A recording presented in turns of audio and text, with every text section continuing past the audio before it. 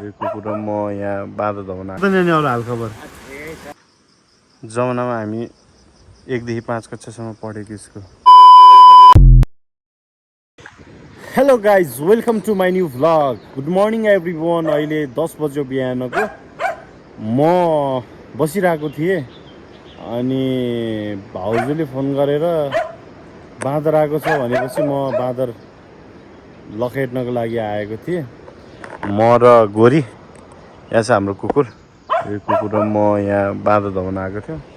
2-3टा बाँदर देखेँ मैले अनि तिनीहरू चाहिँ गयो। त्यही हो, अब बर्खाको बेलामा अब एकदम धेरै बाँदरले सताउँछ। अब के गर्ने, अब यस्तै छ। जस्तो भए पनि अब सहनै पर्यो हैन। ठिकै छ एकदम। यो चाहिँ हाम्रो बारी हो। अहिले यहाँ चाहिँ भट्ट पनि उम्रिरहेछ। अनि यो सुन्तलाको बुट्टा हो। यहाँ माथिको सुन्तलाको बुट्टा नै यस्तो भएको छ। यसलाई मलहरू हाल्ने त मैले गरेँ। अब यो गोडमेल गरेर यसलाई यसो सरसफाइ गर्नुपर्ने छ। यसो समय मिलाएर अहिले अलिकति समय अलि बिजी भएको हुँदाखेरि अलिकति गाह्रो छ। आइज अब यस्तै छ भनौँ न। बाटो फेरि यस्तो छ भने घाँस काट्नु पर्ने। घाँस नकाटेको भएर एकदम धेरै जङ्गल छ। अब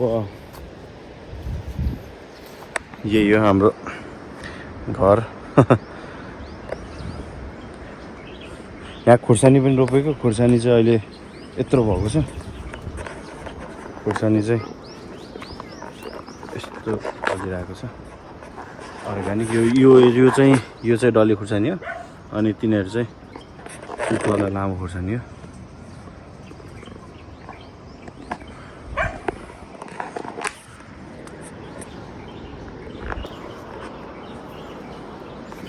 यो चाहिँ सुदामे।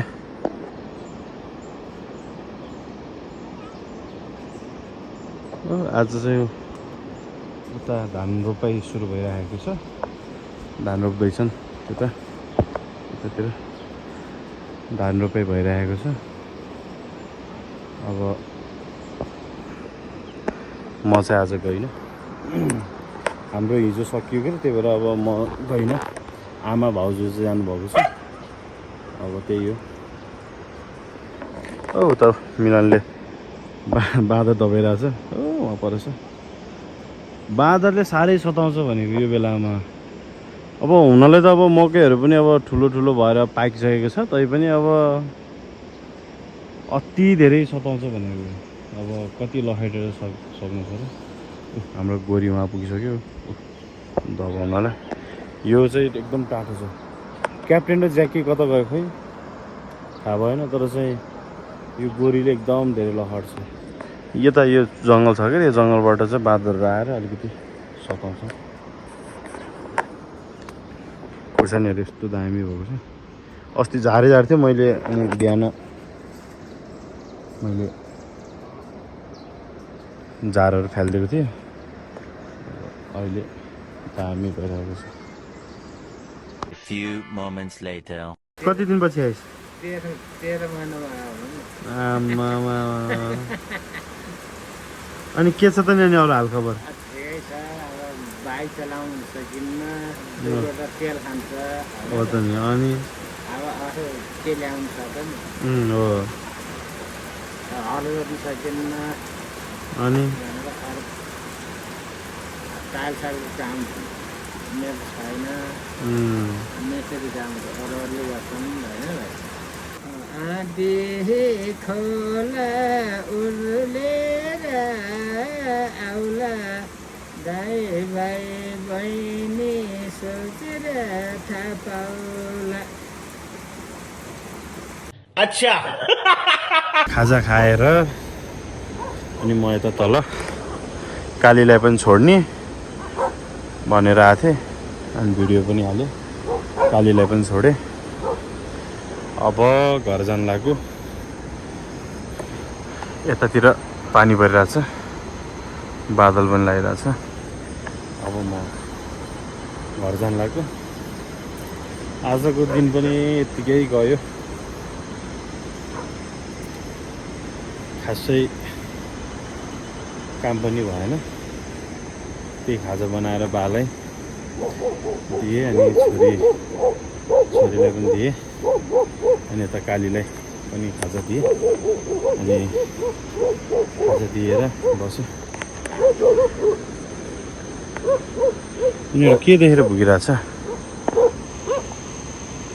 निकै उता हेरेर भुकिरहेछ। कतै केही त छैन हेर्छु हेर्नु पऱ्यो।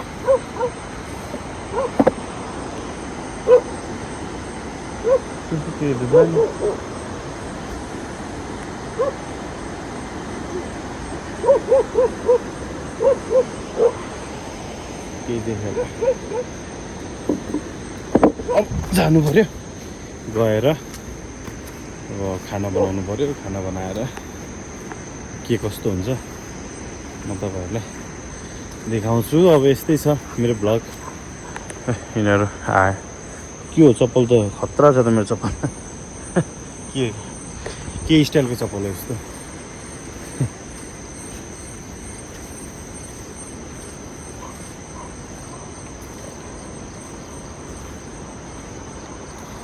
दिनभरि त पानी परेको थिएन। अहिले जब बेलुका भएपछि चाहिँ एकदम धेरै पानी पऱ्यो।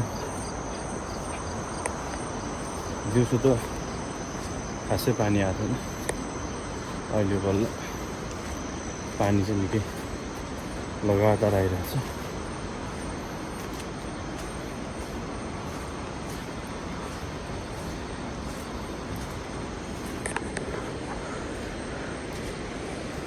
मौसम पनि हल्का अँध्यारो बादल कुहिरो लागेको छ।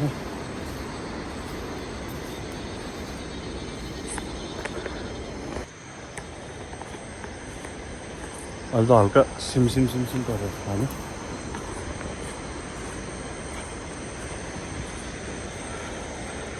के हो यो बिरुवा त लभली छ त। यो रातो खालको लभली दामी देखिरहेको।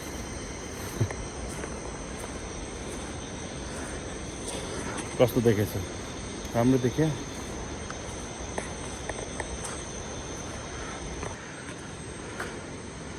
अघि मैले माथिबाट देखाएको थिएँ नि धान रोपेको। आज यही हो। आज यति सकिएछ। अब एक दिन जतिको रहेछ बाँकी। अब एक दिन जस्तो गऱ्यो भने यिनीहरूको पनि सकिन्छ। त्यो यहाँबाट त भ्यू त लभली देखिरहेछ त। जोत्ने हल्ला त यहाँ राखेर थियौँ। आज जोत्न लिएर गएको थियो। त्यही भएर आज यहाँ राखेर मेरो बाइक चाहिँ यहाँ छ छोपेर राखिदिएको। बर्खामा नछोप्यो भने त फेरि पानी पर्छ क्या अनि भोलि बुटबुट गर्छ।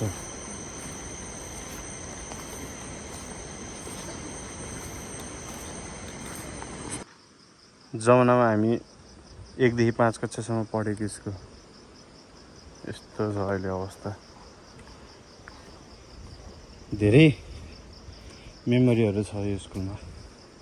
तर अहिले त कति त भत्केर पनि गयो। यो यतापट्टिको चाहिँ टोयलेट। यही स्कुल पनि कस्तो ठुलो लाग्थ्यो त्यो बेलामा चाहिँ। अहिले अब यो अहिले सर्न त तल सरेर राम्रो छ अहिले स्कुल बनेको त। तर हाम्रो मेमोरी कतिजनालाई याद आउँछ यसको यो पुरानो स्कुलको चाहिँ याद कमेन्ट गर्नु है। यस्तो खोल्छ थियो यो टोयलेट। अहिले त पानी त बन्द भयो। थोरै सिमसिम त पऱ्यो तर त्यस्तो खासै पानी त परेको छैन। दिउँसो नि परेको थिएन पानी त। अघि एकैछिन चाहिँ एकदम ठुलो पानी पऱ्यो। त्यही भएर छाता लिएर आएको। अब अहिले फेरि छाता ओढ्दै जाउँ भनेर। आइज। यिनीहरू फेरि मान्छे पुऱ्याउन जाने हो मान्छे छोड्न आउने हो। यिनीहरूको काम त्यति हो। यसो हल्का बाँदर आयो भने लखेट्छन्।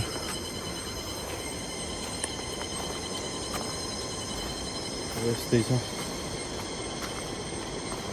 असार पनि सकियो बल्ल आनन्द भयो नत्र भए खेतमा जाऊ बिहान फेरि बेलुका आऊ यस्तै छ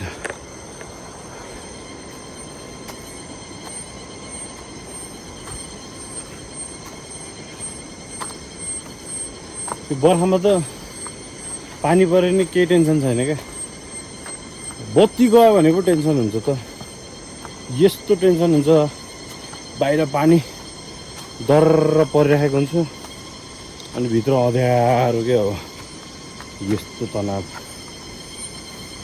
त्यही भएर पानी पऱ्यो भने बत्ती चाहिँ नगयो भने बेस्ट हुन्छ के हो पक एक्लै जान्छस् म यहाँ छँदैछु उनीहरू त पुरा बिन्दास पाराले एक्लै हिँडिन्छ नि त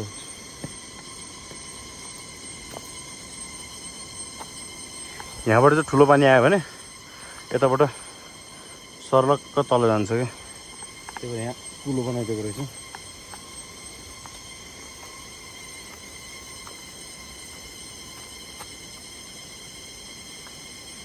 म्युजिक ब्याकग्राउन्ड म्युजिक त सुन्नुभयो होला नि यसलाई त कपिराइट लाग्दैन फेरि गर्छ बादल त ढाकिसक्यो सर्लक्क भएर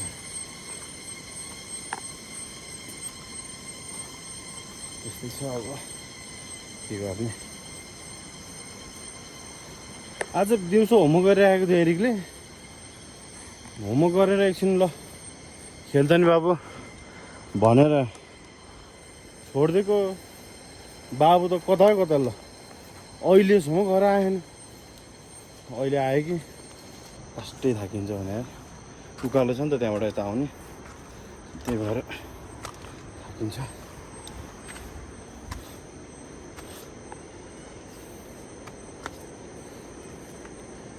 भन्दै आजको भ्लग यति नै म आएर खाना बनाएँ खाना खाइयो खाना खाएर अब सुत्न लाग्यो आजको भ्लग के कस्तो लाग्यो तपाईँहरूले कमेन्ट गर्न नभुल्नु होला अनि भिडियोलाई लाइक पनि गर्नु होला अनि भिडियो सेयर पनि गरिदिनु होला अनि च्यानलमा कोही नयाँ हुनुहुन्छ भने प्लिज सब्सक्राइब गर्न चाहिँ नभुल्नु होला यति भन्दै म बिदा हुन चाहन्छु भोलि पनि म नयाँ भिडियोको साथमा तपाईँहरूमाझ उपस्थित हुने नै छु भन्दै बिदा हुन्छु हवस् त नमस्ते।